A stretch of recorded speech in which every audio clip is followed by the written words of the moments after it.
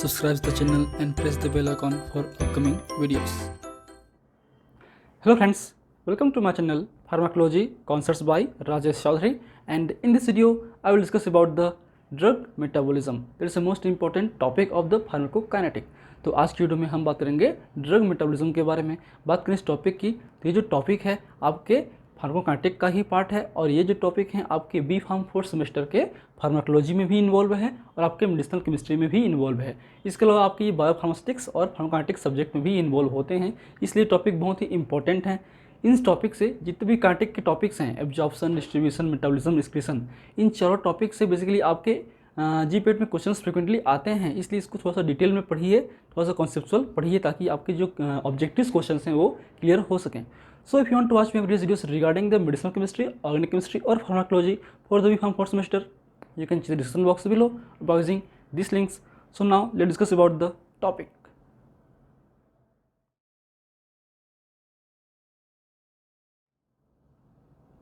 So drug metabolism means metabolism of the drug within the body is known as the drug metabolism, and it is also called a biotransformation. इसको हम biotransformation के नाम से भी जानते हैं। तो बायोट्रांसफॉर्मेशन का जो मीनिंग है वो दो वर्ड से बना हुआ है। एक है आपका बायो मीन्स बायोलॉजिकल सिस्टम, एक है आपका ट्रांसफॉर्मेशन मीन्स अल्ट्रेशन और chemical alteration of the drug और जीनोबायोटिक विथिन द बॉडी और within the biological system is known as the biotransformation. अब बात करते हैं ट्रांसफॉर्मेशन जब होता है किसी भी ड्रग का, किसी मॉलिक्यूल्स का, तो उसमें बेसिकली दो मेजर चेंजेस होते हैं। There are two major alteration within the body of the drug. First is the chemical nature, alteration of the chemical nature. तो basically in this process lipid soluble drug are converts into the hydrophilic drugs or water soluble drugs, means enhance the polarity for the easy of excretion। तो कहीं ना कहीं इसमें जो major changes होते हैं chemical nature पे वो होते हैं lipid soluble to water soluble, ताकि वो इजीली एक्सक्रीट आउट हो सके। क्योंकि मेटाबॉलिज्म एक तरीके से आपके एलिमिनेशन का ही पार्ट है।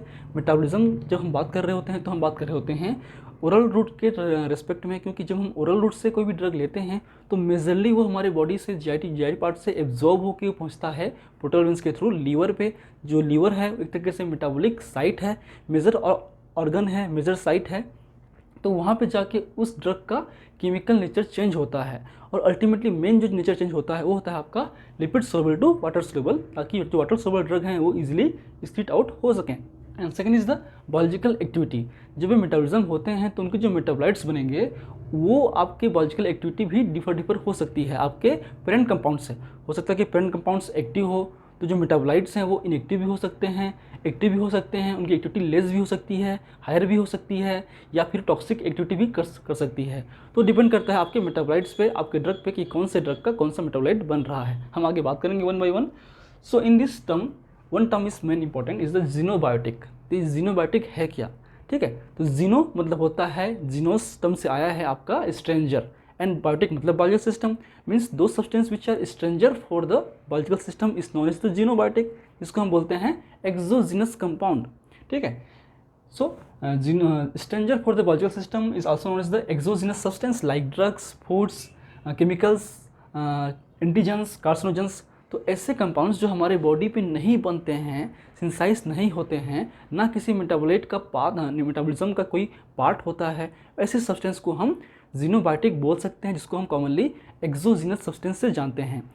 एक होता है हमारा इंडोजीनस सब्सटेंस, मीन्स ऐसे सब्सटेंस जो हमारे बॉडी के अंदर ही बनता है, बॉडी के अंदर में सिंथेसाइज होता है, या फिर किसी मेटाबॉलिज्म का या मेटाबोलाइट्स होते हैं, सेकेंडरी मेटाबोलाइट्स होते हैं जो हमारे बॉडी में फंक्शनल रेगुलेट करते हैं।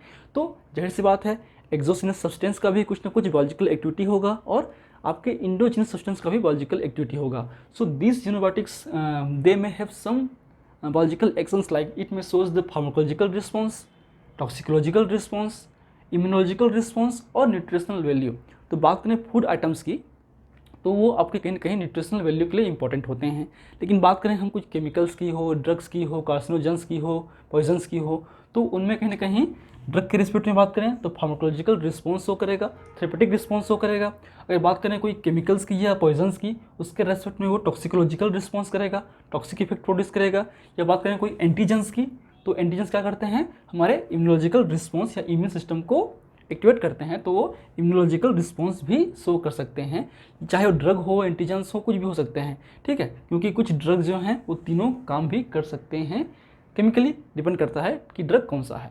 ठीक है, तो ये बेसिकली आपकी जीनोबायोटिक का बेसिक फंडा है, बेसिक रोल होते हैं। तो सिमिलर इफेक्ट आपके होते हैं इंडोजिनस सब्सटेंस में, जैसे कि बात करें हार्मोन, बात करें हम लोग न्यूरोट्रांसमीटर्स, या बात करें कुछ आपके जो और कंपाउंड्स जैसे कि बाइल साल्ट हैं, आपके बिलिरुबिन हैं, आपके फैटी एसिड्स हैं, स्टेरॉइड्स हैं, ये भी हमारी बॉडी में बनते हैं, ये आपके इंडोजिनस कंपाउंड्स हैं and they may also have some biological response. ठीक है, अब आते हैं मेजर साइट्स की ओर।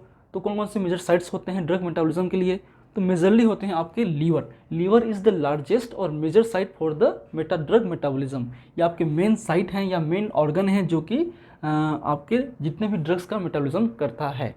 अब मेजरली जब हम ओरल रूट से लेते हैं तो ओरल रूट से डायरेक्टली पहुंचता है लीवर पे मेटाबॉलिज्म के लिए। तो ओरल रूट से जितने भी ड्रग देंगे वो कहीं ना कहीं आपके लीवर के थ्रू मेटाबॉलाइज्ड होगा ही। इसके अलावा आपके जो जीआई इंटेस्टाइन्स हैं उनमें भी वो मेटाबोलाइट हो सकते हैं, आपके किडनी हैं उनमें भी होते हैं, लंग्स हैं उनमें भी होते हैं, और ब्लड में जो प्लाज्मा है उनमें भी होते हैं, क्योंकि कहीं ना कहीं ये जो मेटाबॉलिज्म है वो आपके एंजाइम्स के थ्रू होते हैं। ठीक है, जो मेटाबॉलिज्म का रोल है आपके ड्रग का, वो ड्रग कहीं ना कहीं किसी न किसी एंजाइम के प्रेजेंस में ही अल्टर होते हैं। इसलिए ये जो एंजाइम्स हैं आपके हर जगह पे हो सकते हैं, लेकिन जो मेजर साइट हैं वो आपके लीवर है। ठीक है, तो ये आप याद रखिए, ये भी क्वेश्चंस आते हैं। अभी मेरे ख्याल से 2020 के कुछ एग्जाम्स में हमने देखा था कि which is the largest site for the metabolism, so answer is the liver.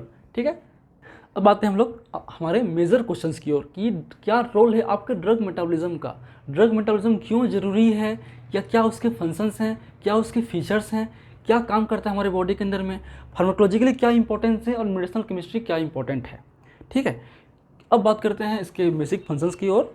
तो ये क्या करता है आपका, इट में कॉज द बायोकेमिकल अल्ट्रेशन, ये आपके बायोलॉजिकल अल्ट्रेशन कॉज करता है, मतलब बायोलॉजिकल एक्टिविटी अल्ट्रेशन कॉज कर सकता है, साथ साथ केमिकल अल्ट्रेशन भी कॉज करता है, जो कि हमने ऑलरेडी बात कर रहे थे। तो उसमें से पहला है आपका enhance the polarity for the easy in excretion. जो पहला केमिकल अल्ट्रेशंस हैं, जितने भी आपके मेटाबॉलिज्म होंगे तो कहीं ना कहीं वो पोलैरिटी को इन्हेंस ही करेंगे, चाहे वो फेज 1 रिएक्शंस की बात करें या फेज 2 की बात करें।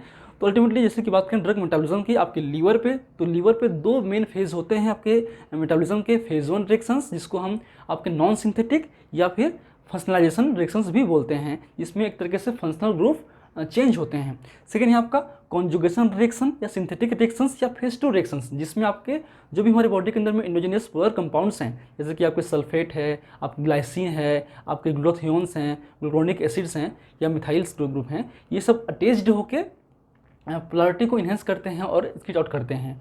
तो जो मेजर फंक्शंस क्या है आपका, enhance the polarity for the easy in excretion.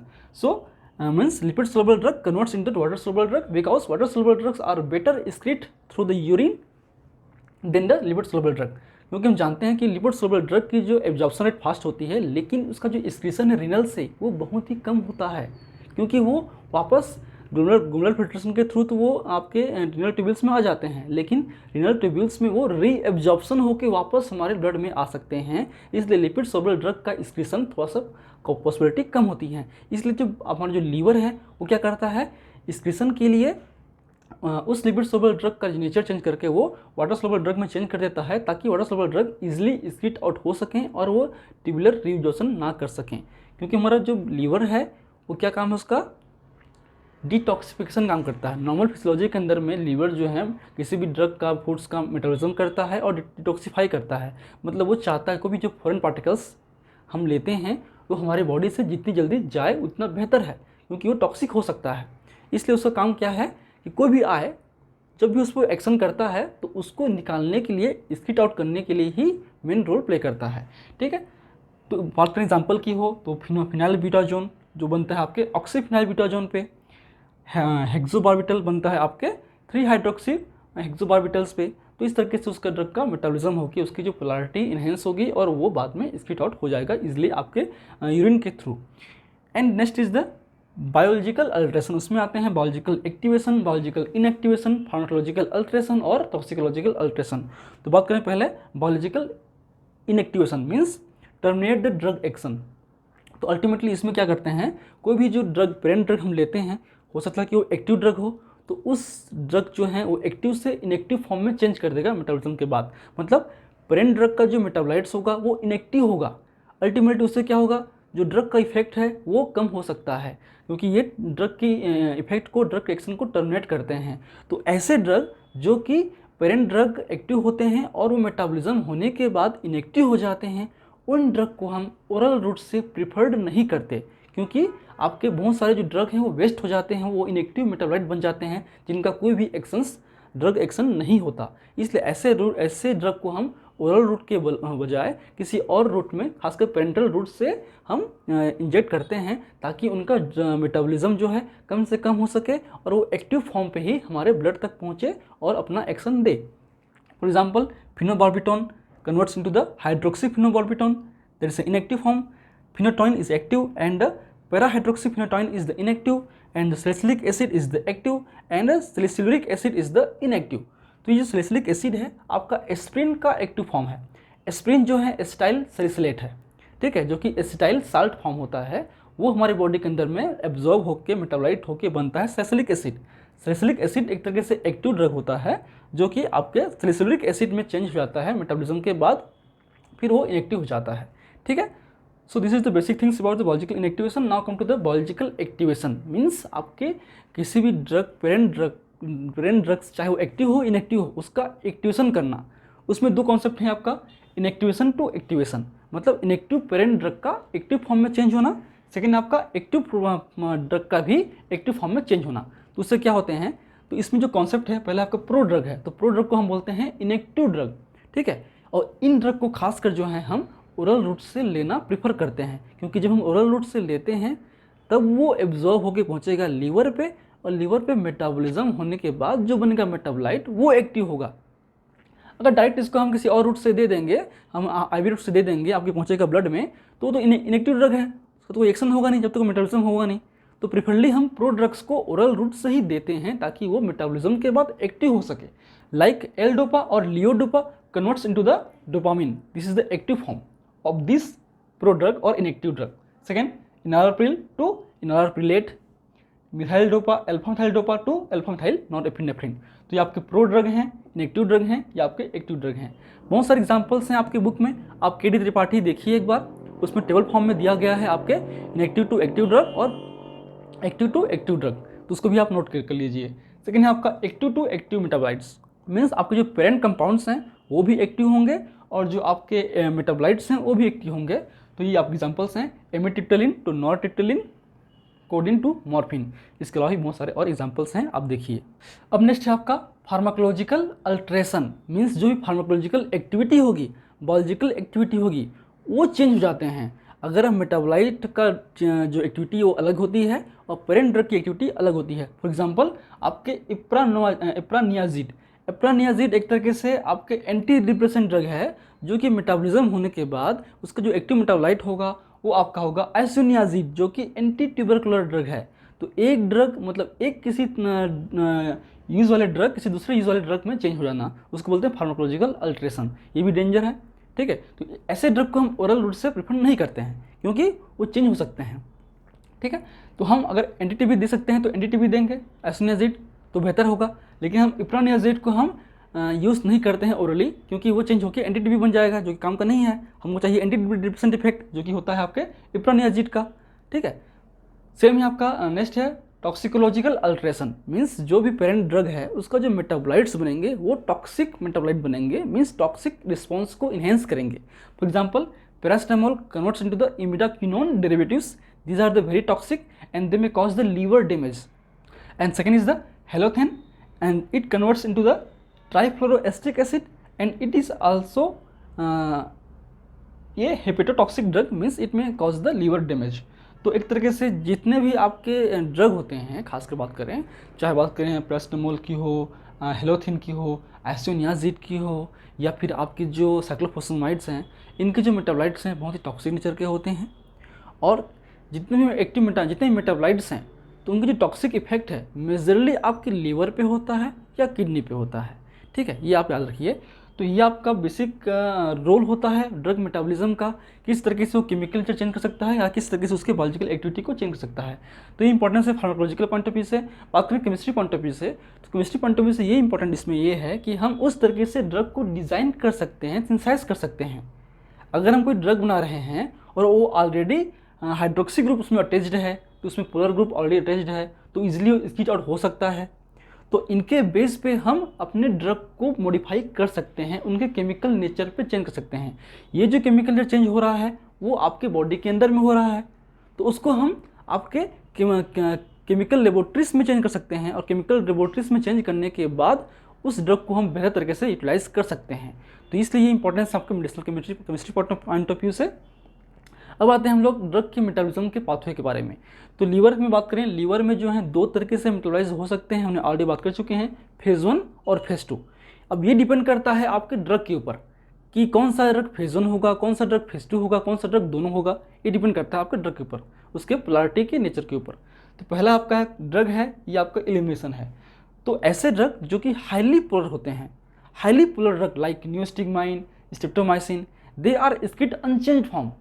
ठीक है, तो ऐसे ड्रग जो कि हाईली पोलर नेचर के होते हैं, हाईली वाटर सोलुबल होते हैं, तो उनकी पोलैरिटी को चेंज करने की जरूरत नहीं पड़ती है, तो वो इजीली आपके अनचेंज्ड फॉर्म में ही बिना मेटाबोलाइट बिना मेटाबॉलिज्म के ही वो आपकी किडनी के थ्रू या यूरिन के थ्रू स्किट आउट हो सकते हैं। ठीक है। सेकेंड, अगर ड्रग वो लिपिड सोलुबल ड्रग हो, ये आपकी हाईली पोलर सोलुबल ड्रग था, अब आते हैं सेकेंड लिपिड सोलुबल ड्रग। तो ऐसे ड्रग जो कि हाईली लिपिड सोलुबल ड्रग हैं या लिपिड सोलुबल ड्रग हैं, तो जाहिर सी बात है वो आपके फेज 1 रिएक्शंस और फेज 2 रिएक्शंस के बाद ही वो स्किट आउट होंगे। तो फेज 1 रिएक्शन से कुछ अलग प्रॉपर्टी होती हैं, फेज 2 की अलग होती हैं। फेज 1 को हम नॉन सिंथेटिक या फंक्शनलाइजेशन रिएक्शंस भी बोलते हैं, फेज 2 को हम सिंथेटिक या कॉन्जुगेशन रिएक्शंस भी बोलते हैं, क्योंकि इसमें आपके सिंथेटिक होता है, ये आपके एनाबॉलिक प्रोसेस होता है, और इसमें एक कॉन्जुगेट फॉर्म होता है। जो भी इंडिजिनस कंपाउंड्स हैं जैसे कि आपके ग्लाइसिन है या ग्लूकोनिक एसिड है, वो आपस में बाइंड करता है और वो इजीली स्किट आउट होता है। तो फेज 1 रिएक्शंस मतलब फंक्शनल ग्रुप चेंज, इसमें फंक्शनल ग्रुप चेंज होगा and basically attach to the polar group like OH, SH और NH। ये ग्रुप उसमें अटैच करता है ताकि इन ग्रुप की जो पोलैरिटी है इनहेंस हो जाती है, और ये जो ग्रुप हैं वो इजीली कॉन्जुगेट हो सकते हैं नेक्स्ट फेज पे इजीली। ठीक है, तो कहीं ना कहीं इनमें जो है change in the biological activity, ये फेज 1 रिएक्शन के बाद ही जो भी बायोलॉजिकल अल्ट्रेशन होंगी, ठीक है, क्योंकि फेज 2 में मैक्सिमम आपके ड्रग इनएक्टिव हो जाते हैं। तो इसमें बेसिकली फेज 1 के बाद ही ड्रग का जो नेचर है, बायोलॉजिकल एक्टिविटी है, वो चेंज हो सकती है, चाहे वो एक्टिवेशन टू एक्टिवेशन हो या इनएक्टिवेशन टू एक्टिवेशन हो या फिर एक्टिवेशन टू इनएक्टिवेशन हो। जो भी हम बात किए हैं अभी 3-4 पॉइंट, वो कहीं ना कहीं फेज 1 में ही होती हैं, मतलब biological alteration undergoes in the phase 1 reaction mainly. ठीक है, और ये जो बेसिकली आपके इसमें hydroxylation reactions, oxidation reaction, reduction reaction, N methylation reactions वगैरह होते हैं, जो कि हम पढ़ेंगे नेक्स्ट क्लास में फेज 1 रिएक्शंस के बारे में डिटेल में। ठीक है, उसके अलावा बात करें फेज 2 की, तो क्या है आपके conjugation reactions, synthetic reactions, attached endogenous polar molecules like glycine, gluconic acids etcetera, and it facilitate the excretion और इट में कॉज द डिटॉक्सिफिकेशन, क्योंकि ये जो पोलर ग्रुप को टेस्ट कर देते हैं और इजीली यूरिन्स के थ्रू निकाल देते हैं, तो अल्टीमेटली इट में cause the termination of drug action. तो ये जो फेज 2 रिएक्शंस जितने होंगे उसमें कहीं ना कहीं ड्रग का जो एक्टिविटी है वो कम्प्लीटली लॉस हो जाएगी। उसमें से कुछ अपवाद हैं, एक्सेप्शन है, जैसे कि gluconic acid conjugation of the morphine and the sulphate conjugation of the minoxidil, ये 2 अपवाद हैं। ये इनमें जो कॉन्जुगेशन होने के बाद भी वो ड्रग एक्टिव रहते हैं, तो कुछ ही ड्रग फेज 2 के बाद एक्टिव रहते हैं, जो हमने कहा 2 एग्जाम्पल दिए हुए हैं, वो आपके केडी त्रिपाठी में दिए हुए हैं, आप अगर देखिए। तो ये बेसिक काम है आपके फेज 2 का। अब आते हैं सेकेंड, एक हो गया हाईली पोलर ड्रग के बारे में, एक हो गया लिपिड सोलुबल ड्रग के बारे में, एक हो गया लेस पोलर ड्रग के बारे में या लेस लिपिड ड्रग के बारे में। तो ऐसे ड्रग जो थोड़ा सा पोलर नेचर रखते हैं, मतलब ऐसे ड्रग जिसमें already OH group, SH group, oxygen group, NH group, COH group, CHO group वगैरह प्रेजेंस होते हैं। ठीक है, तो उनमें क्या है, उनमें ऑलरेडी साइट तो है ही, तो वो इजीली फेज 2 से कॉन्जुगेट हो सकते हैं, तो इनमें फेज 1 की रिएक्शंस की जरूरत नहीं होती हैं। मतलब ऐसे ड्रग जिनमें ऑलरेडी पोलर ग्रुप या पोलर फंक्शनल ग्रुप अटैच्ड हों like SH group, NH, OH, carbonyl group, तो उनमें आपके डायरेक्टली फेज 2 रिएक्शंस के थ्रू वो एलिमिनेशन होते हैं। तो ये 3 बेसिक पॉइंट्स हैं आपके, जिसके थ्रू ड्रग जो है एलिमिनेट होते हैं। डिपेंड करता है ड्रग के पोलैरिटी नेचर पे कि वो हाईली पोलर है, लिपिड सोलुबल ड्रग है या फिर लेस पोलर ड्रग है। So these are the basic introduction about the biotransformation or the drug metabolism. This is the most important lecture, and if you want to note this lecture, please take a screenshot, and if you like my videos, please press the like button, share with your friend, and any feedback please comment on the comment section. That motivates me for the upcoming videos. In last, thank you, keep watching.